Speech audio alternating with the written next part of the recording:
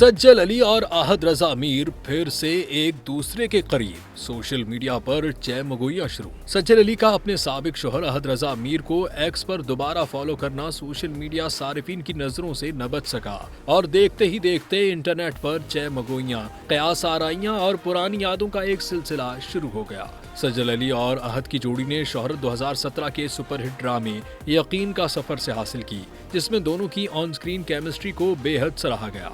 इसी केमिस्ट्री ने जल्द ही हकीकी जिंदगी में भी एक मोहब्बत भरी कहानी का रूप धारा, जिसका इख्तिताम 14 मार्च 2020 को अबुजहबी में होने वाली एक निजी तकरीब में शादी की सूरत में हुआ। अगरचे इस जोड़ी की शादी को मद्दाहों ने खुशदिली से सराहा, मगर महज 2 साल बाद उनके ताल्लुकात में दरारें पड़ने लगी। आहद की सज्जल की बहन की शादी से गैर हाजिरी ने अफवाहों को तकवीत दी, जो बाद में मार्च 2022 में तलाक की सूरत में सामने आई। ताहम दोनों ने कभी इस हवाले से बाज़ाब्ता बयान जारी नहीं किया। अब सज्जल की जानिब से आहद को एक्स पर फॉलो किए जाने की खबर ने कई मद्दाहों को हैरान कर दिया है।